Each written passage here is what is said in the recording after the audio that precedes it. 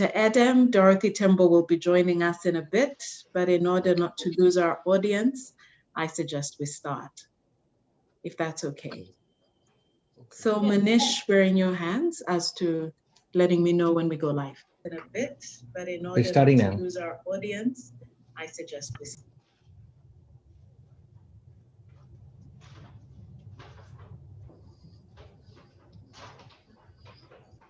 Welcome. Good morning from New York, and welcome to this official launch of UNDP's inaugural Futures Report, Opportunities for Women and Youth in the AfCFTA. Today, we start a powerful conversation around trade integration, boosting intra-African trade, and how it is that we can help a specific group, support a specific group of women and youth to bring this promise to life.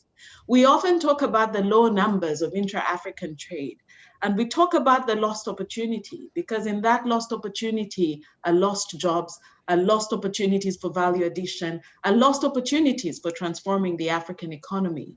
So today is an opportunity to scratch below that surface and have a conversation with some of the people that are trying to change the game, to create livelihoods, to build powerful industries across Africa through trade. We are joined by such a distinguished and spectacular panel that will take us through this conversation. My name is Joy Kategekwa, and I'm very pleased to be your host today. Our panel today consists of the Assistant Secretary General and Director of the Regional Bureau for Africa, Ms. Ahunna Eziakonwa, who is our host today. Our co-host is the Secretary General of the AfCFTA Secretariat, Mr. Wamkele Mene. We will also receive an opening keynote as well from Dr. Adam Adzogenu, who is the co-chair of the Afro Champions. We will then get into a conversation, a moderated panel conversation with some of the exporters, some of the producers across Africa, a group of phenomenal women that are trying to make this work. Tendaishe from Zimbabwe and Ada Osakwe from Nigeria, who will also be joined by Ms. Dorothy Tembo, the Deputy Executive Director of the ITC. So again, thank you very much for joining us in this conversation. For those of you that want to benefit from French, if you look down on your menu bar, you will see an opportunity for interpretation. Take your pick as to the language you would like to use, but once you choose that, mute the other and stick to it throughout the end. It is now my pleasure to invite Ms. Ahunna Eziakonwa, Assistant Secretary General, Assistant Administrator, and Director of UNDP Africa, our host, to give us her opening remarks. Ahunna, over to you. Thank you very much, Joy.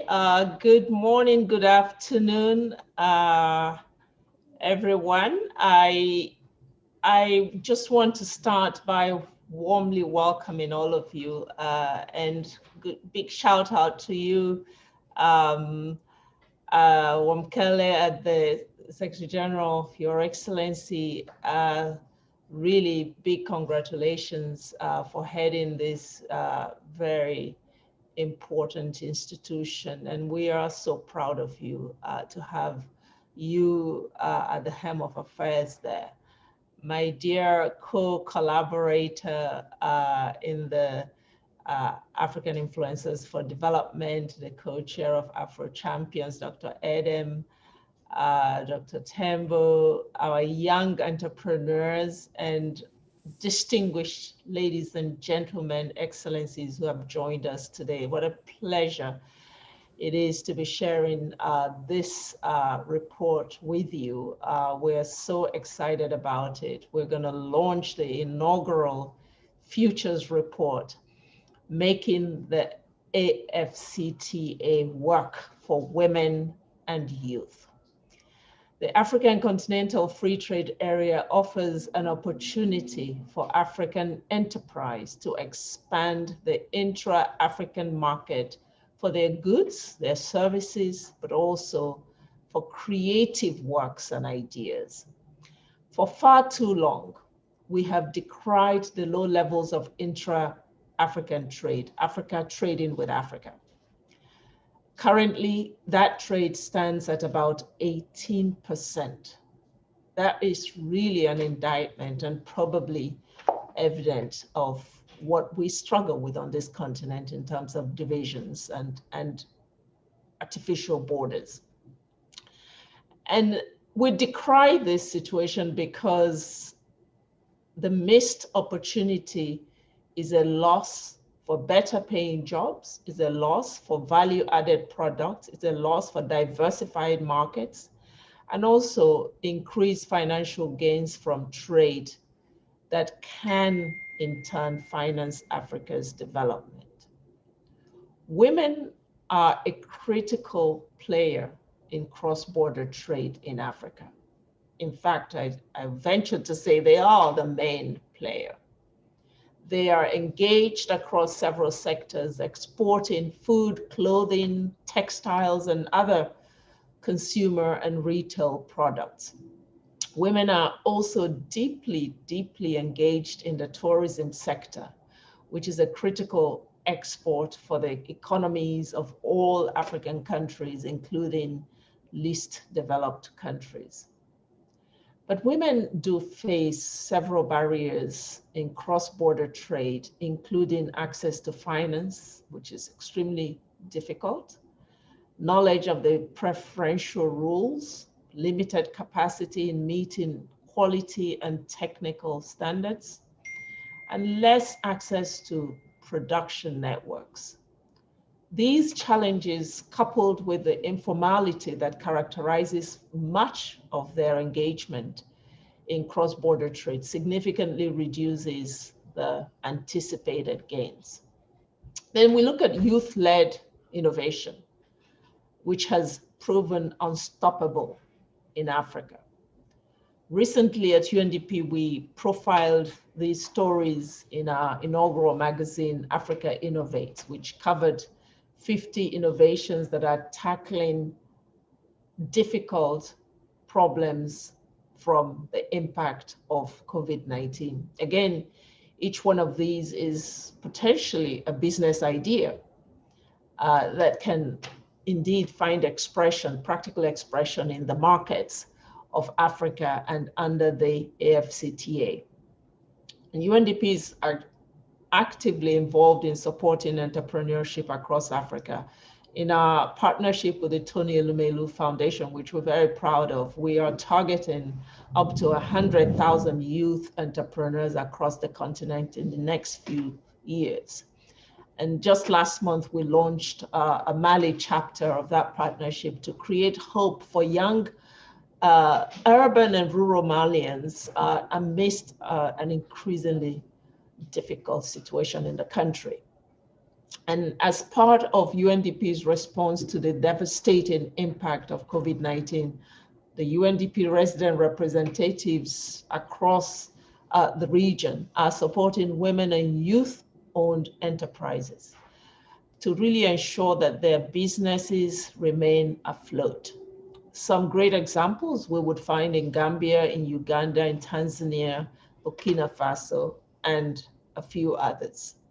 We have worked to support women to migrate to virtual markets through electronic commerce in a number of countries. And finally, UNDP has been supporting several women and youth-owned enterprises to produce the PPEs that are needed to support the COVID economy in various countries. These are just a few highlights of some of the things that we have undertaken in each country to support women and youth enterprises. We see really the advent of the AfCFTA as creating additional opportunities for women and youth to export their products and services across the continent. At UNDP, we're looking at AfCFTA as a development accelerator for a revolution of made in Africa products.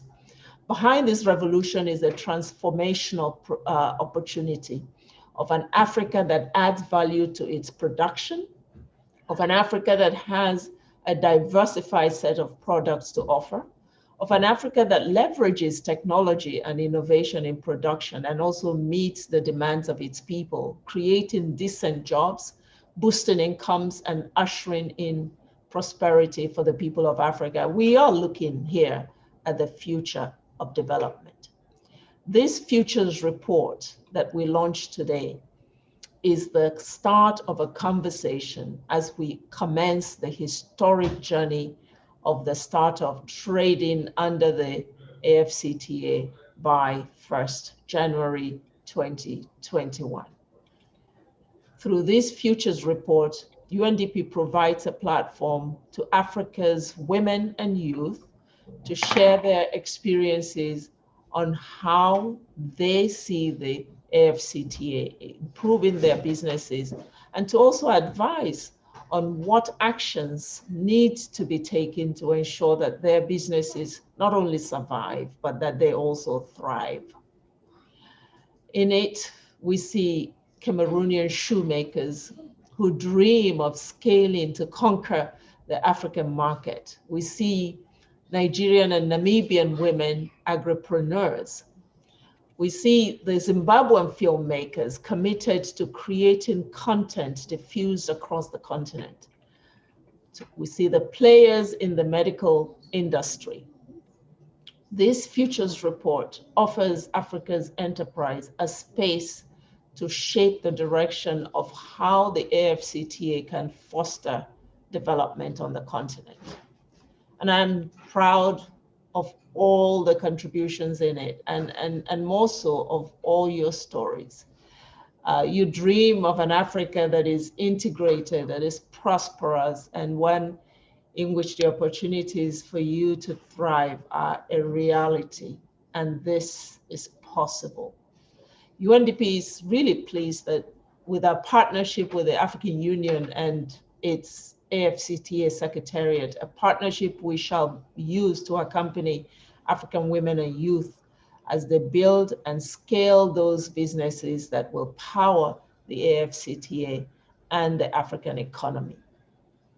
The Secretary General of the AfCFTA Secretariat, Mr. Wankele Mene, and the Administrator of UNDP, Mr. Hakim Steiner, are both very clear about why UNDP is a natural and strategic partner in the AfCFTA implementation. And like them, I truly believe that it is one of the key game changers that, if well utilized, can act as an effective means of implementation and attainment of the Sustainable Development Goals and Agenda 2030.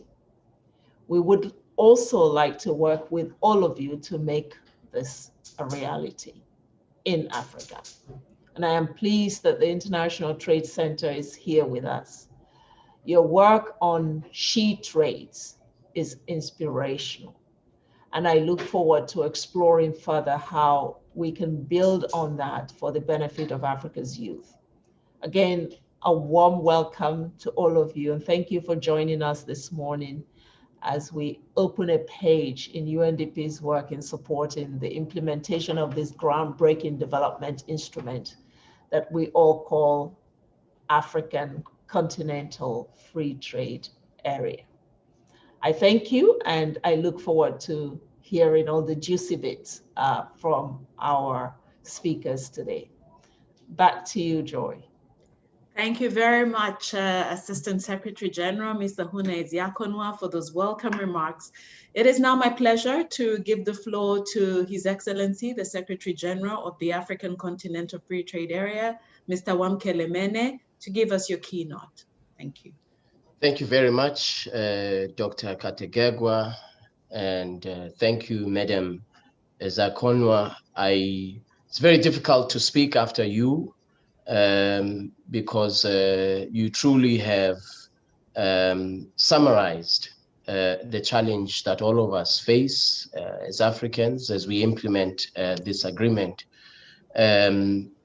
And I am very much looking forward to the collaboration and partnership between the AfCFTA Secretariat and UNDP.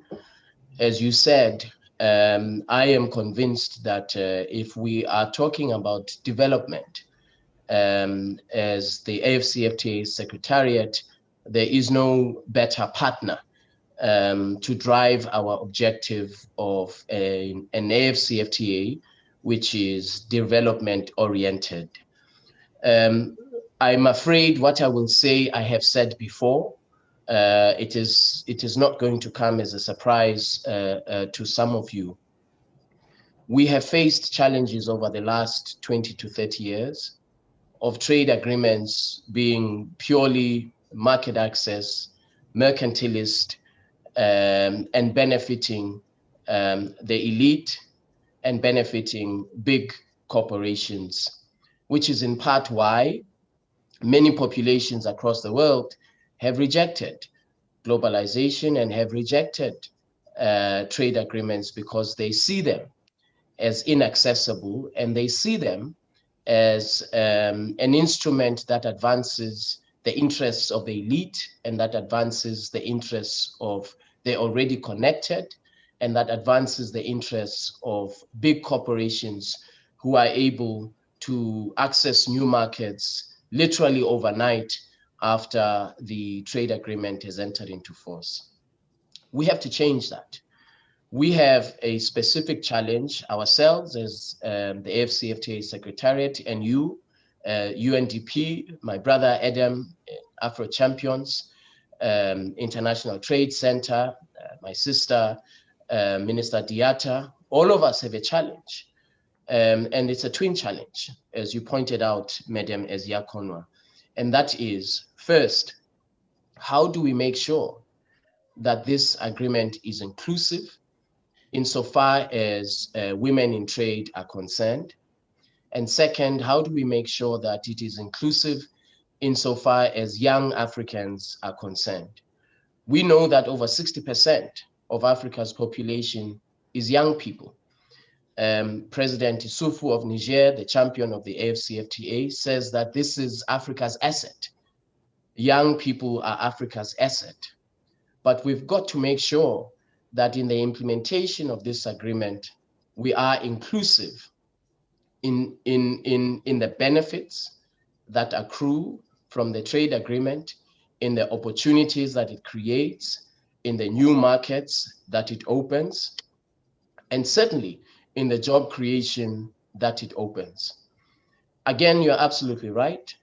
We don't see this, and we should not, as purely a trade agreement. This is an instrument for Africa's development. It is very clear in Agenda 2063, the Africa we want, that the AfCFTA is one of the flagship projects for pushing back the frontiers of poverty, for empowering women and young Africans, to create opportunities for them through this AfCFTA. And so the founding fathers and mothers of Agenda 2063 actually did not intend for this to be just another trade agreement, which would benefit only the elite. They intended that this agreement should be developmental in character. And when we negotiated it, this was foremost in our minds. Dr. Kategagwa was there as one of the principal drafters of this agreement. And all of us were very conscious of the need to make sure that the character of this agreement is developmental in nature, is inclusive, and that it creates opportunities for Africans up and down the African continent. There's a recent study that if we implement this agreement effectively and aggressively, by the year 2035, we will have lifted 100 million Africans out of extreme poverty and moderate poverty, the majority of those being women. And second, we will have boosted intra-Africa trade by over 81% by the year 2035. Very positive projections, but they won't happen on their own. We have to take concrete steps. All of the things that you mentioned in the report, AfCFTA, making it a center for development for women and young Africans, it won't happen by chance. We have, fortunately, we now have digital platforms that can actually make it this trade agreement more accessible. We now are working with my brother, Dr. Adam, to design digital platforms that will make this agreement in its implementation more accessible, so that a small medium enterprise in Ghana is able to expand into new markets in East Africa, in West Africa, in Southern Africa, something that probably they would not have been able to achieve before in the absence of digital platforms that are accessible through mobile telephony. We now have an opportunity to nurture and to anchor the young software engineer, who's at the cutting edge of technological and digital innovation through all of these digital trade platforms that are being designed by young Africans in Kigali, in Lagos, in Johannesburg. We now have an opportunity to create a conducive environment for all of this talent that we have in young Africans, in women, to make sure that there is inclusivity of implementation, inclusivity of benefits of this agreement, so that it is not rejected by Africans 10, 15 years down the line. If we do not make sure that this agreement is inclusive, Africans will reject it, and correctly so. If this agreement benefits only the big African multinational corporations, it shall be rejected. If it benefits only the big countries on the African continent, it shall be rejected, and correctly so. And so we've got to make sure that in the next 15 years, we develop the tools, we implement the tools for inclusivity of women and young Africans in trade. We can do this, and you refer to this in the report. The establishment of value chains across the African continent, in agro-processing, textiles and clothing, automobiles, so that in 20 to 30 years' time, young Africans, women who are in textiles and clothing, can actually graduate on the value chain. They can move up the value chain from manufacturing value chains to value-added production. This is what we want. Women-driven entrepreneurship, women-driven productive capacity, women-driven value-added manufacturing that 20 to 30 years will actually make a very significant contribution to Africa's GDP. It's going to be difficult, and I've said this before. It's going to take a very, very long time. It will require for us to be disciplined in implementation of this agreement in a manner that is inclusive. It will require that we have resolve and that we are able to overcome the challenges that we will be confronted with as we try to be more inclusive in the implementation of this agreement. I want to end by quoting something that a dear friend, a senior brother, who many of you may know, Ambassador Nelson Dirangu. He always says, industrialization and inclusivity is not a pill that you just swallow. The next day you've industrialized. It requires dedicated discipline, decade after decade.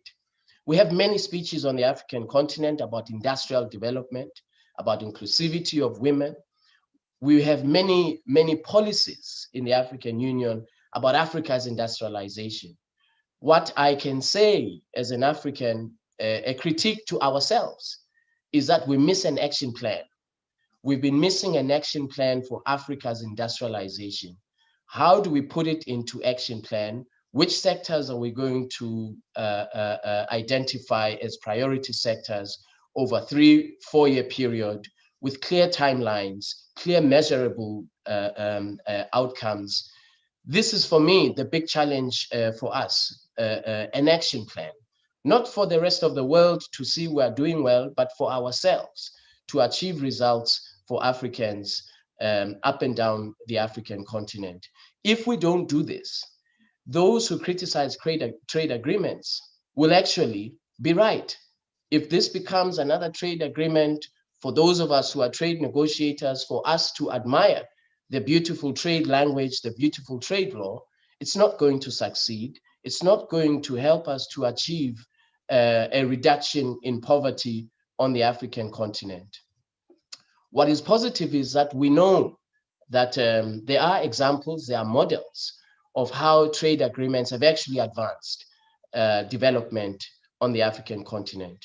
We know that in Lesotho, because of AGOA and the value chains that come, that have been created through AGOA, we know that there are now over 200,000 jobs that were created in Lesotho, mainly women in the area of textiles and clothing when they started 20 years ago, who have now advanced to value-added production, to leather seats for automobiles that are being exported from South Africa to the US and to Europe.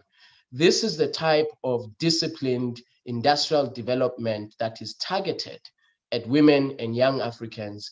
This is the model that we need as we implement this agreement. I'm very happy about this partnership because we can't do it alone as a secretariat. We don't have the answers. We don't have the solutions. We have to work on this collectively with the Afro champions, with ITC, of course, with UNDP, so that by the year 2035, that indeed we do actually push back the frontiers of poverty on the African continent, using a trade agreement as an industrial development tool, as a tool for development of the African continent. So I thank you very much for the opportunity, and I look forward to the partnership, and I look forward to all the panelists, the panelists that you have lined up for this afternoon. Thank you very much. Thank you so much, Secretary General, Your Excellency, Mr. Wamkele Mene. Thank you for those reflections, taking the AfCFTA out of treaty text into touching the people, touching them directly, focusing on industrialization, putting it really as a development instrument. It is now my pleasure to give the floor to Dr. Edem Adzogenu, co-chair of the Afro Champions, to give us your reflections on the AfCFTA. Thank you. Well, thank you very much, my sister Joy, and Your Excellencies Ahuna and my brother Wamkele, Your Excellency. Thank you so much. I know that I've been set up to try to talk after you both, which is almost impossible because who can come behind you and say anything? You've sold a vision that is so clear, the expectations of us with a clarion call that requires nothing other than us getting to work. So what I may attempt to do in a few minutes is to maybe speak about some execution or action plan, as my brother called it, that you both, the UNDP, the CFTA Secretariat, and others within this network have inspired us in Afro Champions to do. Well, I must start by saying that we have a continent that has a median age of 19.7. If we add that to the fact that most of this youthful population on the continent are constantly being midwifed by mothers who spend most of their time either in our markets, either carrying goods across the border, either on farms, either shea butter farms, peanut farms, cashew farms.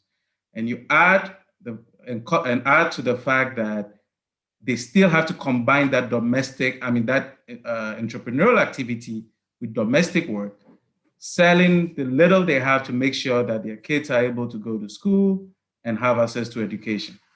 So few decades from the vision of our founding fathers in the 60s, now we have a youthful population who see the world completely different. They see the world through technology, they see the world through innovation, they see the world through digitalization.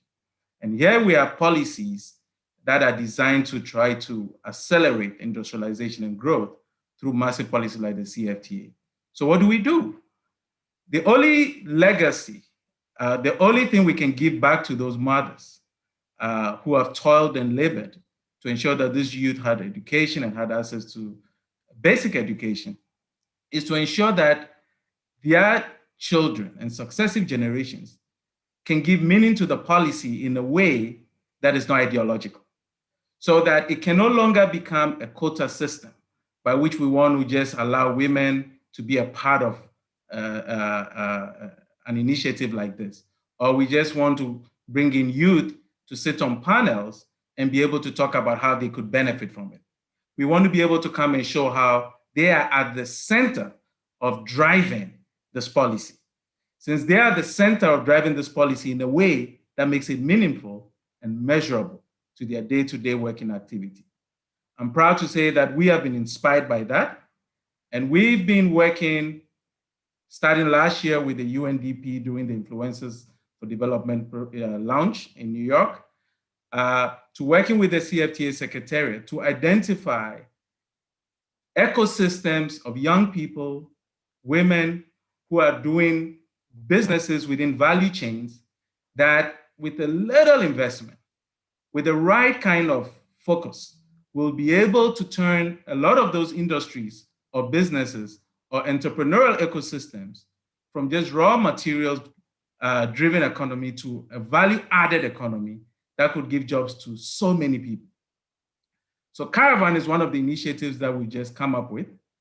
Caravan is an acronym for Continental Advancement and Rebirth through Value Chain Accelerators and Networks. We think that most young people and women coming out of school with degrees have the capacity to do things, but they cannot fit into the old mold of just trying to get jobs. A lot of those jobs could be created with the right entrepreneurial mindset.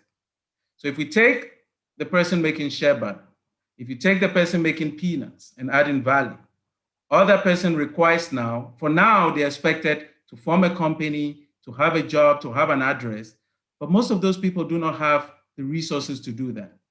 How do we take the value to them and ensure that we create scaffolds around what they are doing so that they don't have to think about getting the auditors? They don't have to think about getting the account and the bookkeeping. They don't have to think about looking for packaging. They don't have to think about marketing. All of that becomes new jobs that are created for young people coming out of colleges that have expertise in providing accounting support, providing auditing support, providing marketing support to an ecosystem of these entrepreneurs. So their focus can now be on being able to sew more clothes and not having to worry about how they're going to market the clothes, and sew those clothes so that they're able to put value on their skill, and then that they benefit from the entire value chain of the Meta brand that we're able to sell. So the proposition here is very simple. Women are already doing what they've done that has put us in schools. Some of us have had our mothers sell in markets and see us through college. But how do we expect these mothers who have put us through college to compete in a world that is now driven by a fourth industrial revolution? So it is our responsibility now to use the knowledge they've sold everything to make sure we have, to add value to what they are doing and create a multiplier effect that ensures that others who may not have the privileges that we have can benefit from that privilege. And that's where the digitalization programs that we are embarking on in partnership with the CFTA Secretariat purely focused on value chains, purely focused on making our mothers visible again, making them accessible to finance, to banks, and being able to create profiles around them so that all the basic resources, they will no longer be held accountable based on how much money they have on their banks, but they will be able to be seen by the amount of activity, economic activity that they are performing, either through mobile money, either through transfers they are making within communities, either through savings they are making, either through the fact that they're actually real businesses, even though they are not in buildings. A lot of these things now will be given value through the super app, the CFTA app that we've developed with the CFTA Secretariat. I'm happy to announce that the initial phase of that has been launched, and we're looking forward to more and more people signing up the app and creating their profile.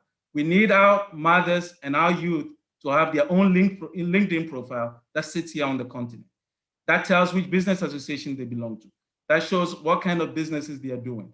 And when it's time for them to cross border, when it's time for the woman making groundnut paste to be ready to sell in another market, they can verify his profile and know that he's actually a real business. He's able to now passport his all the goods that he's tested in the standards organization in one country, in Malawi, and be able to transport it to Zimbabwe without any problem.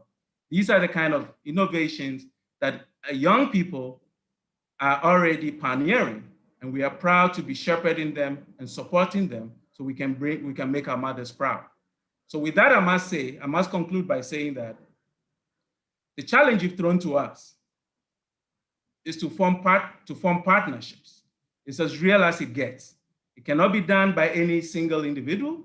or any single institution, but it's the cross-fertilization of ideas, of resources, and existing opportunities that we have on the continent that we can bring together, and ensuring that our mothers, our women, and our youth are not just invited into these conversations based on quota and just to tick a box, but that they become the center around which the industrialization vision and the trade that they've been doing for centuries evolves.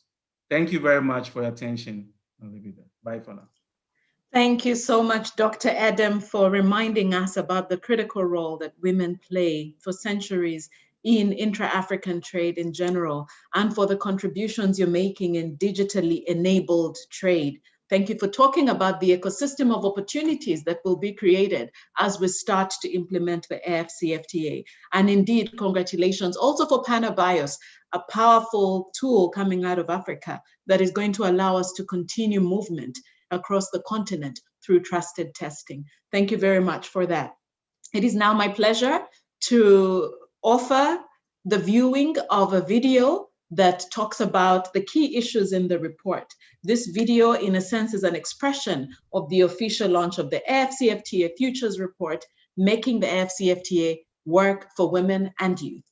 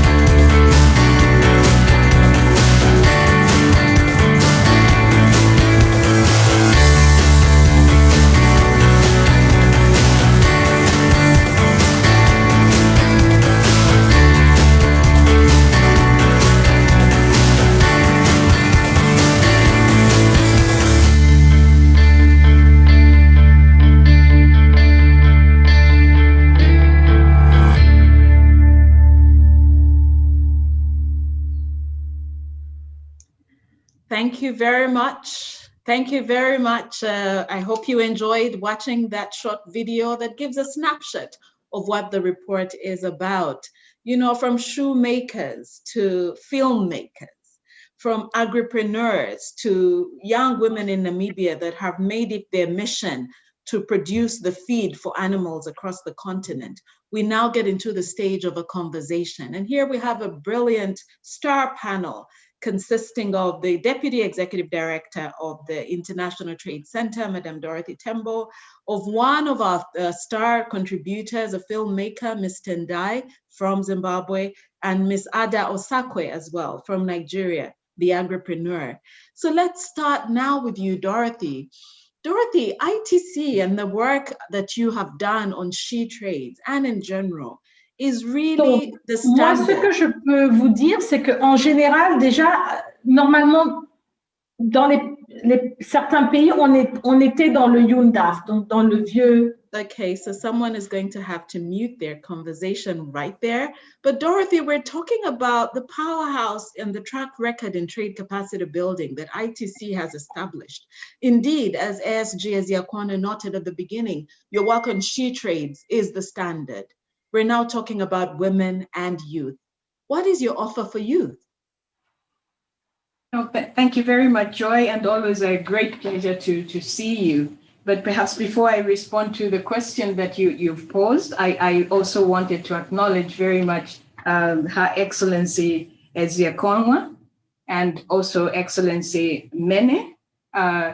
ASG, it's always a pleasure to be associated with somebody with so much inspiration. I do recall the first time we met in Lesotho when you were leading the team there. It was really a great pleasure for me, and to see you building on those efforts in such a big way is something that is so encouraging on my side. And being associated with the initiative was something that not only I, in a personal capacity, was very much happy to do, but also very much humbled, as was the organization, because we believe that working with yourselves is an aspect that we really need to consolidate in the coming days. I think for the many reasons that you, as well as HE Mene outlined, it becomes very obvious that really, if we are looking to get the level of scale that we are seeking and the inclusiveness that we are trying to attain, we really have to make sure that we are strengthening the partnerships and trying to see what we can do in terms of consolidating the current interventions to make things happen. So from our side, I think our starting point is always that great prospect of creating a single African market for goods and services, obviously creating a lot of opportunities if we do what H.E. Mene was saying. I think it's not enough for us to be going to the meetings to come up with the agreement and really not moving forward on finalizing, on making those remaining steps for us to make the Continental Free Trade Area become a reality operationally, but also ensuring that on the other side, those that are supporting the countries are in a position to be able to actually give the support that is required to concretize issues, to make sure that those that are not at the table with us become beneficiaries of a great tool which is being put before them. What I will share with you this afternoon is very much focused on the economic side, and in particular in relation to our mandate, what we have been doing in the context of supporting micro, small, and medium enterprises, because these really are going to be the anchor of a successful implementation of the Continental Free Trade Area in the context of our continent. And it is within that respect that we decided to look at this matter more closely to see how we could help in terms of providing support, first to the Secretariat, but more so and much more needed at the country level in terms of trying to move things forward. I think the aspect that we are dealing with is really trying to see how we ensure that we are offering equal opportunities for all citizens of Africa, and in particular women and youth who have been disadvantaged for many, many years. And we know very well that if we are really to get to move forward and ensure that we have an inclusive attainment of 2030 sustainable goals, we will have to deal with this particular aspect. And it was against that backdrop that we decided we needed to take a relook at what we were doing and to see how we could specifically support women and youth. For the women, we have done work over a period of almost 10 years. So that has progressed very well. And I will not go into the detail of that, but focus a bit more on what we are doing with youth, which is an equally important aspect, as we have heard from those that have spoken before me. What is it that we're really looking at? We're looking at a population of 1.3 billion. Of those, you have 400 20 that are youth. Of those, you have only 1/3 that are in employment. The other third are really in employment that is on shaky ground, perhaps is not wage related.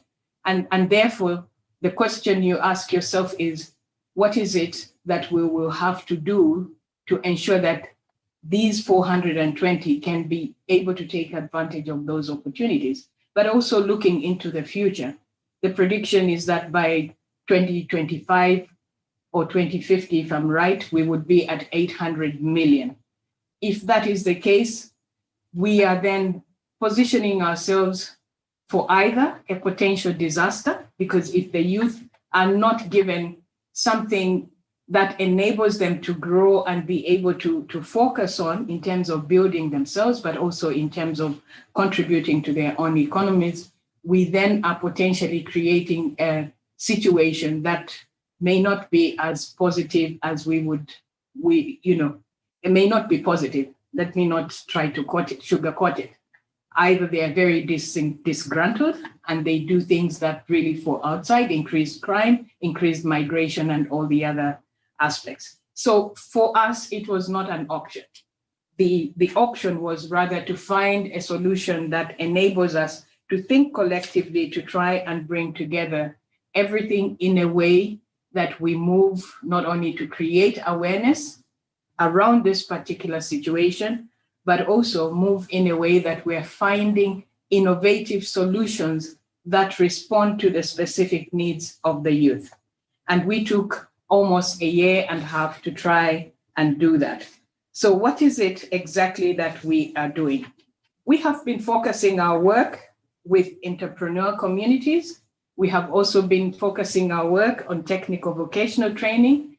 We have been focusing our work on incubators and accelerators and tech hubs, as well as innovation labs. And the objective there is really to improve the employability and entrepreneurship of youth. I think earlier on there was a point. The youth don't, in some respects, there are some that are already doing something, but perhaps not at the optimum levels. But it is also a fact that there are those that would like to do something, but do not have the means. And we have to ensure that we are finding ways and means of giving them the opportunity to do something, no matter at what, no matter the level at which they start. It is all about ensuring that we are creating decent jobs for youth. And at the core of this is also trying to address in the recent months the impact that COVID has had on those that have already been on stream, because these have been very negatively impacted. From our surveys, we have established that they are actually amongst those that have been most vulnerable and have had to face a lot of closure.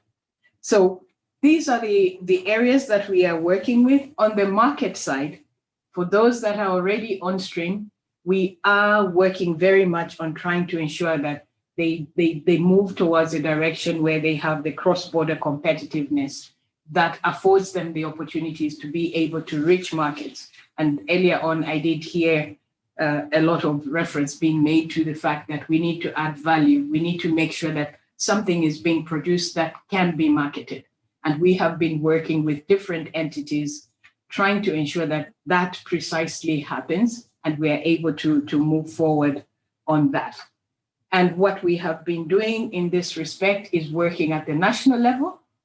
Specific requests that are coming in, we're also working at the regional level, but more importantly is working at the continental level. At the continental level, what we have done is to make sure that we are working with the AU Secretariat and on both sides. On the negotiation side, we have provided tools that are enabling the member states to be able to engage in the negotiation in an informed way, so that they are able to understand what level of commitment they can make and indeed identify how they can be supported. On the Secretariat side, we have been working with HE Mene to identify additional areas where we could provide support. What we have done internally is to specifically put in place a One Trade Africa new program, which is intended to engage the different stakeholders, to better understand and better provide them with a better opportunity to understand the contents of the agreement and how they can leverage this to be able to take advantage of the opportunities that are being created. But of course, we continue to build on this. My final point is that, one, the need to have the strategic partnerships cannot be but emphasized if we have to get the level of scale that we are really looking for. And it is important that not only are we working together as IOs, but that we are also extending this partnership to the ground. I think it is critical that our interventions do not end when we exit, but rather that they are done in a sustainable way. So ensuring that we are working with the institutional structures on the ground, entrenching that capacity building to ensure that they can take this forward even in times when we're not there, is going to be critical. Thank you so much. Thank you very much, Madame Tembo, for those reflections. You've highlighted what ITC is doing in general on youth, entrepreneurship, vocational training, tech hubs, innovation. You've spoken about cross-border competitiveness and the need for partnership.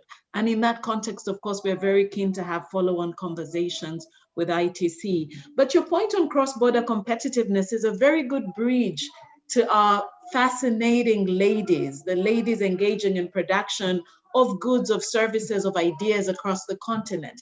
And now it's my pleasure to bring Tendaishe Chitima into the conversation. Tendaishe is a lady from Zimbabwe based in Johannesburg. She is a filmmaker. She's one who dreams of diffusing her talent and her contents across Africa.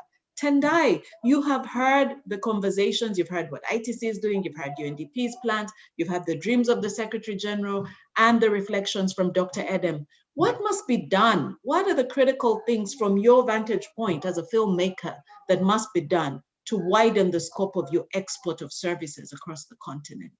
Tendai. Thank you so much for having me. I am so privileged to be part of this amazing conversation with such distinguished speakers and panelists. I want to start by just acknowledging how important the UNDP report is, especially for someone like me who's on the ground, who's experiencing the workings of the industry in filmmaking day to day. And so I am coming from a context of a global village where there's global competition. And someone did mention already that it's fast-paced and it's tech-driven. And so even during the pandemic, we've seen that there is so much support that is needed within the creative arts industry. So much so because our work especially is about collaborations, face-to-face communication. As many of you might know, theaters were closed and so on. So it is just so important for us to be looking at the free trade agreement and seeing how we can project our future hopes into what it can really accomplish for us on the ground. And so what I'm hoping the free trade agreement, free trade area agreement will accomplish for us as creators is that we will be able to trade and exchange skills. As you might know, there are certain regions in Africa that are well known for filmmaking or for creativity. And on the most part, most of Africa is still developing in that industry, right? So for example, Zimbabwe, we don't even call our industry an industry, we call it a community. And so for communities, for film communities, we're hoping that we can literally engage and collaborate more extensively with industries across Africa that are more developed, that have experience. I always say that exposure is a privilege. And so I hope that the free trade area agreement will allow us to get that exposure that we need so that the quality of our productions can become higher. Like I said, it's a global competitive environment that we're in. And so if our production quality is not high, that means we cannot actually distribute quality productions that can attract wider audiences. And so education is important, especially within Africa. We don't want potential filmmakers to leave Africa. We want them to be retained in Africa. So it's important for institutions to leverage across Africa, to leverage those skills and professional filmmakers who can literally just share their experiences with those people in different industries across Africa. Secondly, I would love to see policies being implemented that will enable the movement of casts and crews across Africa. We want to be able to go to locations that are beautiful across Africa to film and market the beauty that is in Africa. We want to be able to get equipment in different places where resources are needed. We want duty relief, right? For different types of goods that we need to produce quality productions. We want co-production treaties amongst African countries. We want those incentives that will allow us to create African productions that we're all proud of. And so we're hoping that the Free Trade Africa Area Agreement will literally foster systems and ecosystems that protect and sustain the work of the artists in Africa. We acknowledge that a lot of artists are freelancers, and so we don't usually have employment protection because we are working on contractual basis. So we're hoping that we will learn from each other within regions and across Africa how to make our careers more sustainable. And then lastly, I just want to emphasize that all this will be made possible by financial investment. We need funding in our industries across Africa. And just to reiterate, sometimes people do not know the value that the arts and filmmaking actually have, but storytelling and the dissemination of narratives can actually create soft power for countries, and especially for Africa, especially at this time where there is global interest in African stories. We believe that we can create the soft power if we invest in filmmaking and create narratives that tell people of who we are, but not only creating and influencing perceptions about Africa, but also engaging in creating self-image amongst Africans that enables us to dream bigger and create the Africa that we want. Thank you so much. Thank you very much, Tendai. I think if one ever had a doubt as to the exportability of creatives, you have definitely clarified all the points there. Thank you so much for talking about the need for exchange of skills, exposure, policies, and the whole ecosystem to support artists. Those reflections are welcome, and I encourage everybody to read Tendai's case story in the report. Ada Osakwe, agripreneur, farm-to-table agriculture out of Nigeria. Your story is compelling, and you know it's really one of my favorites too, just like Tendai's, because you make agriculture cool and you stay the course in ensuring viability of this business. You also have dreams in your story to source, to sell, to expand and create franchises across Africa. Why for you is the AfCFTA a game changer, and what can we do to make it work? Ada. Thank you, Joy, and thanks to UNDP for giving me the opportunity to share that story and to share my views. You know, I think that three things I can think of when I think of the opportunity and the scale of that opportunity that the AfCFTA brings. And the first is to consider the number $7.4 trillion. $7.4 trillion is the size of the global food industry. And yet, Africa barely plays in that. And when I say that, I mean, do you go to a restaurant in Germany, or do you go to a supermarket in Germany and pick up spaghetti or pasta that was made in Ghana? Hardly ever happens. So as I think about the AfCFTA, I just think about the scale and allowing us to truly explore the scale advantages of this vast arable land of food, that we can grow our own food, but specifically opening up opportunities for us to add value to that so we can be bigger global players in the global food industry. The second thing I would mention, and this is really particular to the business I run, is the cross-border partnerships and the approaches we can think of in the context of AfCFTA. I run a chain of fast casual restaurants that uses only locally grown agriculture. We add value to it in the form of our juices, our foods, and we basically serve customers. We're giving them nutritious foods. We're giving them foods that have a shorter supply chain, and we're really thinking about value and wealth for our local farmers. I want to do that across the continent. I want to do it easily. I don't want to have to start thinking about $50,000 or $200,000 investment fees because I'm coming in as a foreigner, only going across a few miles to Ghana, right here on the continent. So AfCFTA for me breaks down those barriers, the trade, non-trade barriers, and allows us to expand and create these opportunities. Joy, you mentioned we were considering franchises.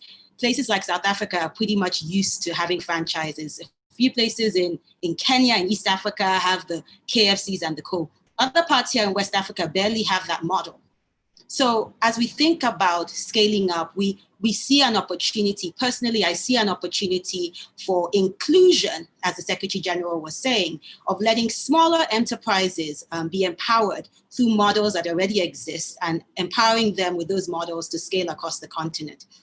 And that's that's a very deliberate strategy, because you think about companies like, I think in the report, I gave the example of Vivo Energy that acquired Cuckoo Foods, or I think invested in Cuckoo Foods in East Africa, who owned the franchise of KFC, Kentucky Fried Chicken, for them to be able to expand broader in the continent. And when I worked in the Federal Ministry of Agriculture, I remember having conversations with one of the first potato fries manufacturers in Nigeria that we had met. And I said, I hope you're selling this to KFC. And they said they weren't, that KFC was still importing their potato chips, the fries, because they have this global agreement with Yum Brands and all of that, and they have these standards they have to maintain. And I couldn't believe what we were doing, or what we were, the disservice we were doing for our potato farmers when a franchise as big as Kentucky Fried Chicken was not able to buy potatoes right here on the continent. So this is exactly what we need to change through the expansion of these sorts of opportunities, these formal channels for food retail, through restaurants, through big brands, but being very deliberate about sourcing right here from our farmers on the continent. And the third thing, Joy, I would just mention as I just close, is this issue of the inter-African trade. I know it was mentioned earlier by Ms. Eziakonwa when she said only 18% was being traded within Africa. But when you even go deeper, when you look at trade of agriculture, of food, it's only 13%. And you contrast this with the European Union and the inter-European Union, inter-EU trade in food, and that's about 72.7%. So you see where we can be, and we're only at 13%. So I really think that AfCFTA would open up these markets in a very, very reasonable way, but it's not going to be easy. It's not going to be easy because those border issues still exist. It's not going to be easy because the dearth in infrastructure still exists, the bad roads, the fact that it's still easier to bring in things from China and it's more cost effective than it is for me to take something to Rwanda. So as we think through this, I'm hoping that conversations in a big way are happening on very targeted investments in infrastructure for us to be able to unlock the opportunity, especially in something like agribusiness and agri-food. So to unlock this regional opportunity. So basically, that's where we are. And right now, we are rolling out our own joint venture partnerships with only female-owned businesses. So only women can apply to have a newly store. And we're really excited about what we would do to empower women, owned businesses, to increase their skills, to ensure that they are more financeable by those banks who keep saying that we can't find them, we can't find the right women to finance. Let's change that narrative by having really focused investments in ecosystems that work. Thank you. Thank you very much, Ada, for those reflections. I think you have really demystified agriculture, entrepreneurship in agriculture, agribusiness, the stumbling blocks, but also the opportunities and the practical steps you're taking to empower women. You've reminded us also about the complexities with infrastructure and the need to have a whole of system approach when we look at implementation of the AfCFTA. And your submission leads us very well into the Q&A session. The Q&A is buzzing with questions already, and I'd like to propose the following in terms of tackling the questions. There is a question from Matt Brown, a good friend and colleague from my previous life. Matt Brown from ITC is asking, how is COVID-19 impacting the AfCFTA? Secretary General, Your Excellency Wamkele, I think this is a great question for you to take on. There is another question in the chat around how the AfCFTA will enable environments for Africa to participate in the fourth industrial revolution. Dr. Edem Adzogenu, with your ideas around caravan, apps, Panabios, I'd like to request that you please give us a flavor of the needed enabling environments for that. There is a question from Hind Mahmoud, who talks about facilities for entrepreneurship. What are the specific facilities that can be put in place for entrepreneurship? Dorothy, you've had the stories from our phenomenal women engaged in trade, in film and agriculture. What can you do more to support their entrepreneurship? And finally, there's a question from Garcia, who says in French, la question je m'en vais poser est la suivante. Pourquoi la plupart des pays africains assez riches économiquement ne manifestent pas de façon directe tant de volonté pour accélération de ce fameux projet de prendre son envol? You would have heard the translation in French, but I think in English, but I think what he's really saying is, why are most African countries that are economically rich not really showing keen interest in the acceleration of this project of the AfCFTA? And again, I think this question lands with you, Secretary General, because of its political economy nature. Let's start with you, SG Wamkele, to give us your reflections. How is COVID impacting, and why are some countries still not grabbing the opportunity? Excellency Wamkele. Thank you very much. Let me start with the last question. When you look at where we are today, out of 55 countries, 54 have signed the agreement. 33 countries have ratified the agreement and deposited their instruments of ratification. Nigeria ratified 2 weeks ago, will deposit their instrument of ratification soon, in due course. So I think the fact that we have so many countries that have ratified the agreement, fastest ratification in the history of the African Union, to me, is a demonstration that that there is political will, and that the big countries, the small countries, everybody recognizes the importance of an integrated market on the African continent. So I take a different approach, a different view to the questioner. I do, as a matter of fact, think that the big economies on the African continent have expressed a great deal of interest because they see the benefits. However we characterize small countries, they too see the benefits of the trade agreement. Yes, there will be short-term adjustment costs to them, to smaller countries who tend to be more reliant on tariffs as a revenue generating a tool. But I think that if we, however we characterize big countries or big economies, all of them have ratified the agreement. So I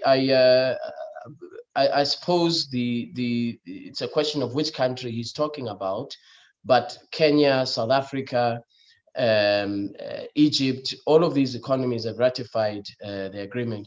But we don't really actually rely on a country's size of economy. What we want to make sure we have is a universal AfCFTA that everybody ratifies on the African continent. We want universality of this agreement, big and small countries, and we want everybody to implement it. That is how we're going to create jobs. That is how we're going to push back the frontiers of poverty on the African continent. That is how we're going to create opportunities for young people and women. So I think we are in really unprecedented territory on the African continent. We've never had this level of legal and political commitment for an agreement, an instrument in the African Union. COVID-19 has, of course, been a big factor, a big temporary barrier. During at the height of the pandemic, of 55 countries on the African continent, 42 were either in a partial lockdown or a full lockdown. Borders were closed. Goods could not transit. Essential goods, goods that are essential for fighting the pandemic could not transit. We had to call emergency meetings to create special corridors for germ-killing products, for medicines, personal protection equipment to be allowed to transit even when the borders were closed. And of course, we had intended that we start trading on the 1st of July 2020, and that had to be postponed to 1st of January 2021.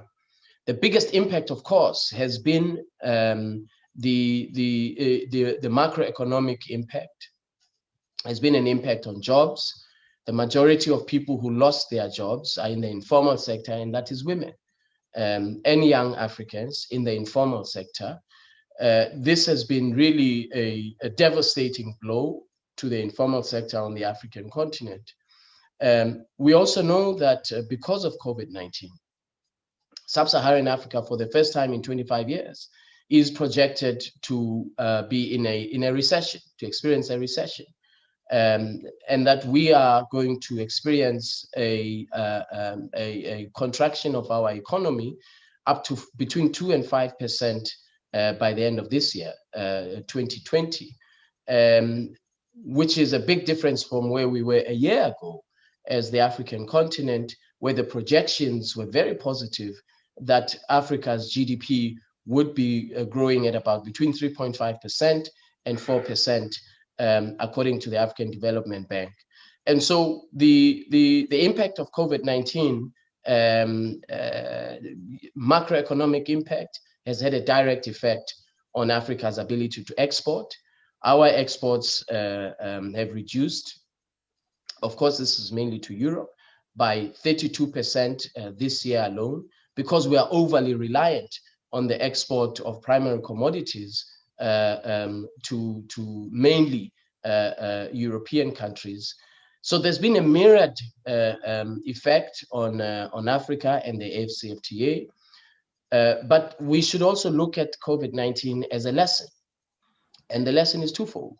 One, we need to accelerate Africa's industrial development and become more self-sufficient as a continent and produce value-added goods, produce all of this personal protection equipment that we were importing from abroad, that we do all of that here on the African continent.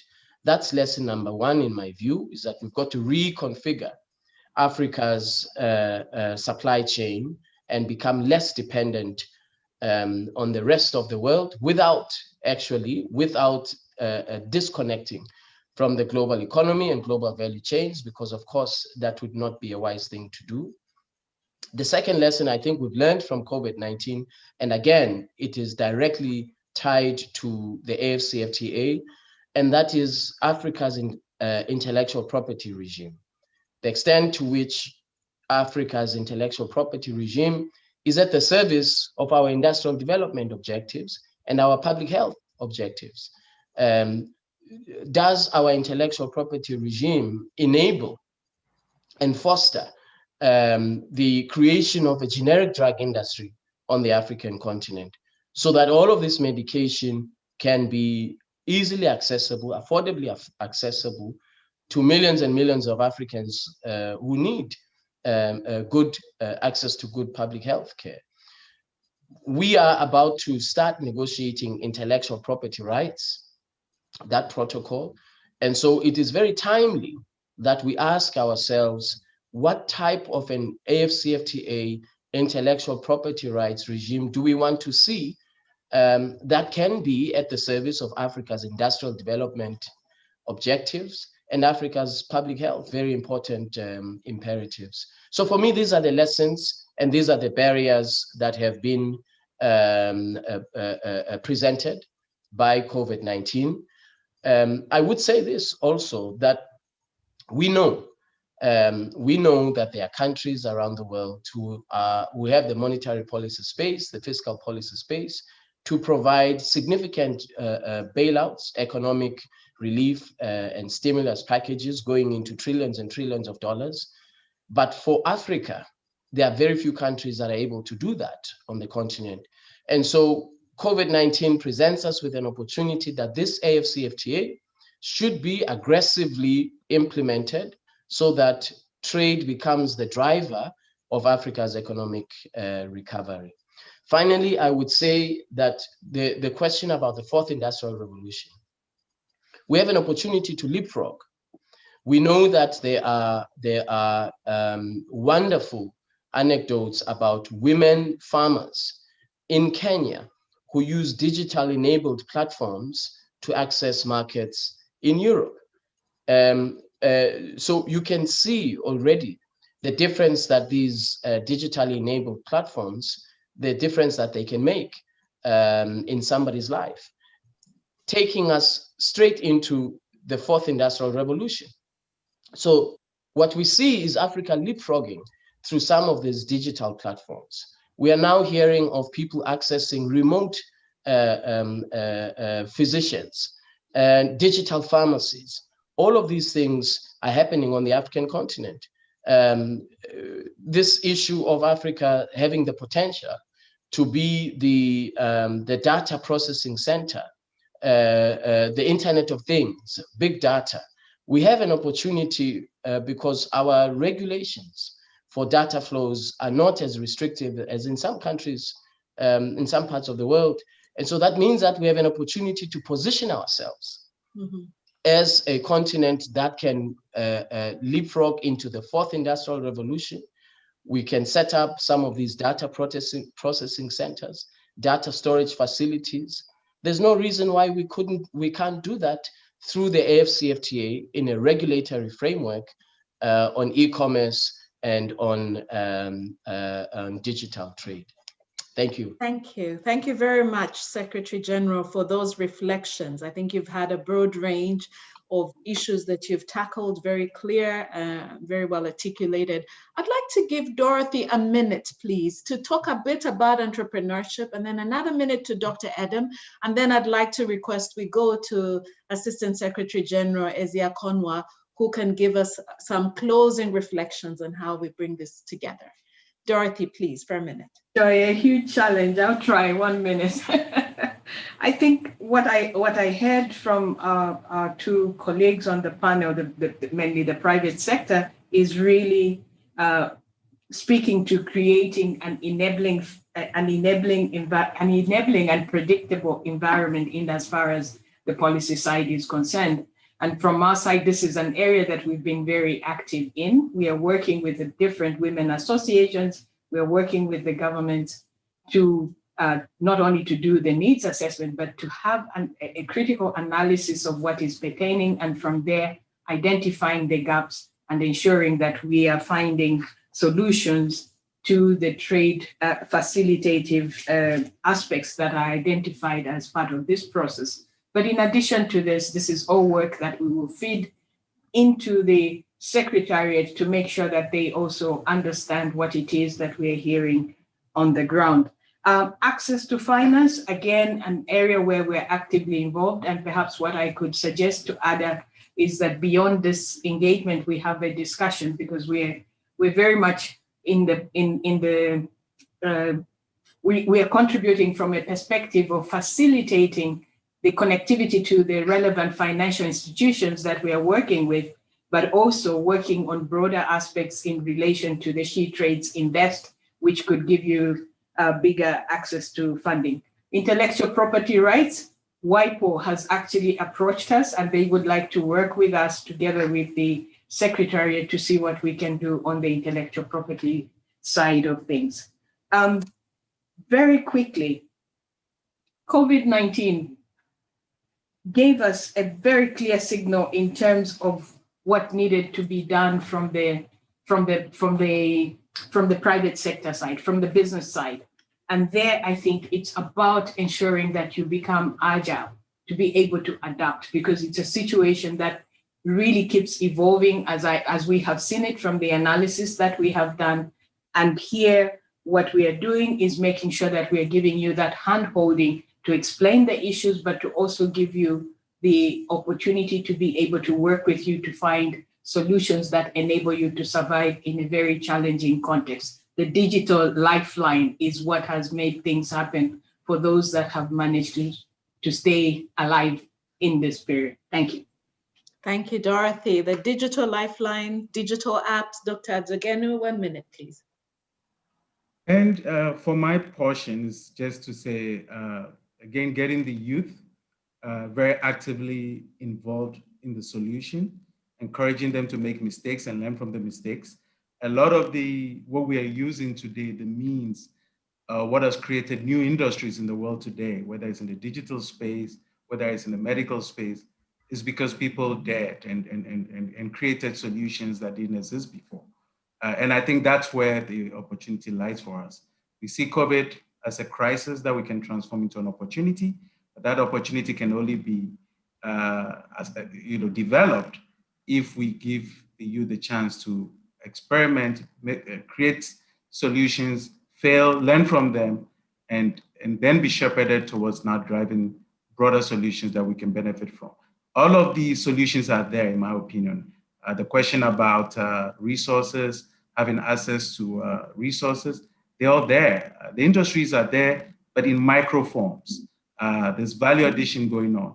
What we must do is to connect them into an ecosystem so that the money can access them, the talent can access them, the ingenuity can find them, and the marketers can take it to the market, and the buyers who are looking for them. There are people in Botswana who are looking for things that are being made in Malawi, but they end up having to import it. That information, that data has to be available. And that's where I think these partnerships that UNDP is promoting, the Secretariat and the others like the ITC will help us achieve. Thank you. Thank you very much. It is now my pleasure to give the floor back to our host, Ms. Ahuna Eziakonwa. As I do that, I'd like to thank very much also the colleagues, the powerful team of women with whom we have put this together. We have Ify, Michelle, Malele, Fatu, and all the other colleagues. And of course, thanks to Manish and team who have helped us to do the IT side. Ahuna, over to you. Thanks. Joy, how does one close such a stimulating conversation? You know, I'm inspired. I don't know about you guys who are listening. I'm sitting here really quite inspired by the energy of this panel. You know, Tendai speaks about soft power, and something that we actually in the development world don't often think about, the role that artists, filmmakers, you know, I've been in countries where some leaders have said, let's just shift everybody, policy-wise, let's just move everything in terms of our curriculum into science, you know, and invest less in the arts, you know. It's, and yet, as you say, Tendai, this is the soft underbelly of the engine that can drive development on the continent. It is the future of development. It's that part of us that brings out the right message, the right DNA of people on this continent, then, you know, the right narrative that changes, not just the narrative, the story of a continent. And yet we ignore, we neglect, I mean, you really touched me when you said, you know, most of these artists are like freelancers. You know, we've seen so much achievement in this area, and yet it is achievement where people had to be resilient, they had to scale so many fences to get to where they got to. And yet, I mean, look at Nollywood. I mean, yes, they got there, you know, and imagine if we were to invest more. But this aspect of development, I think we need to look at a bit more seriously, because it is that inner confidence and inner governance that it generates that makes it possible for you to have a foundation to develop. You know, it's not possible for African people to develop if half the time people think that development has to come from outside because they're somehow incapable of being in control of their own destiny. You know, this is one of the key disruptors, you know, negative disruptors of ability of this continent. It's the lack of confidence, is the lack of the sort of self-determination. The self-determination is there, but it's just something because of the history of aid on the continent that says to people, we're not capable. We need to get help from outside. Of course, everyone needs help from somewhere, but you can only be helped if you yourself actually believe that you are at the center of your own, of telling your own story. So Africa's story is being told by others. You know, just pick up the books, you know, the films, the stories before now. It was others interpreting the life on the continent as it is lived with a very false prism. And today we have this opportunity to nurture an emerging group of industrialists, young industrialists in the arts, in the films, who are telling Africa's story differently and boosting that confidence of a people to take control of their own. So I'm sitting here really inspired and feeling that we could use AfCFTA, this conversation, and you know, as Secretary General Wankele said it, you know, this is an unprecedented moment.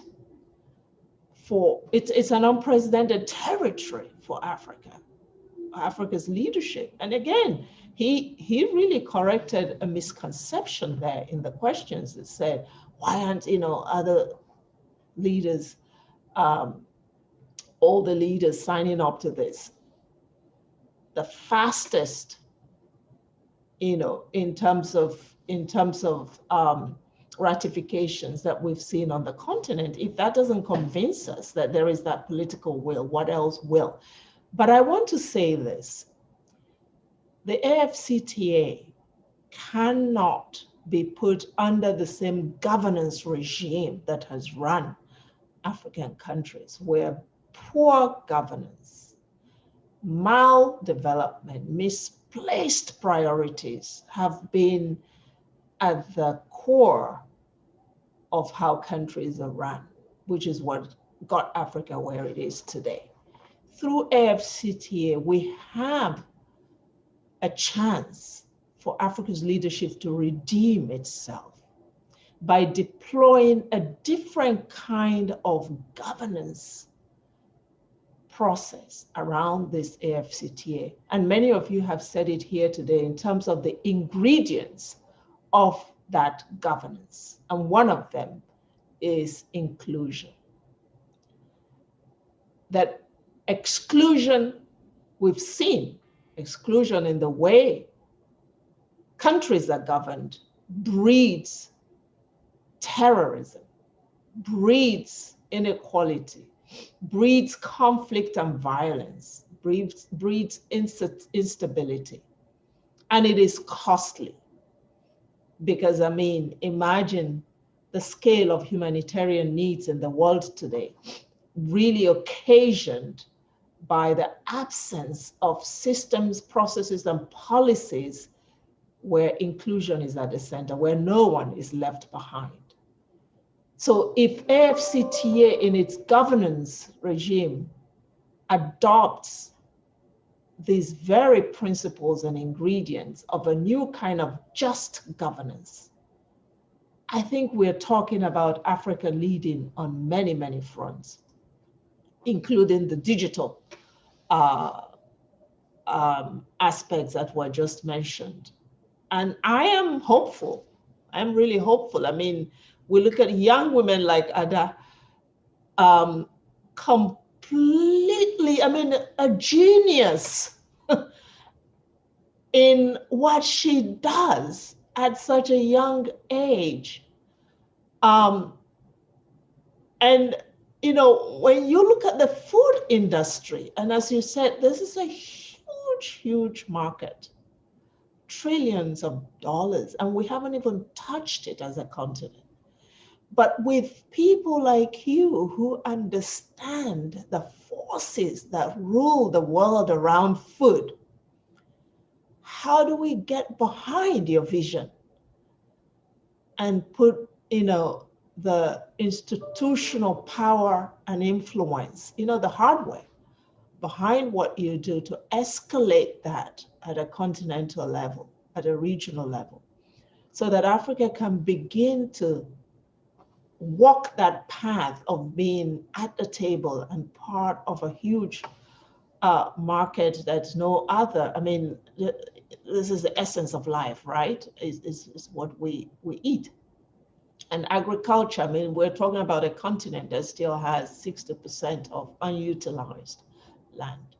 We're talking about the brown gold, but the green gold is so much more valuable and will drive down poverty. So it's such a pleasure to have you, Ada, and what you do, you know, in your work. And we want to see, obviously, how we bring some other influence to magnify this kind of vision, spirit, and footprint that you have.